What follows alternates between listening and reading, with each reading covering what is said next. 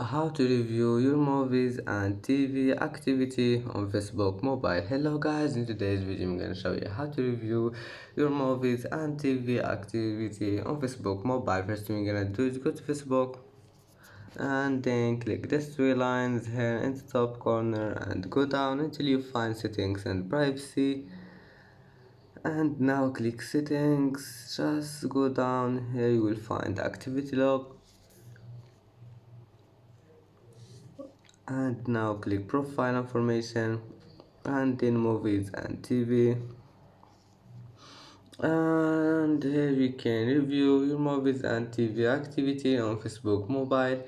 And that's it for today's video. If you like this video, please don't forget to like and don't forget to subscribe, and see you in the next video.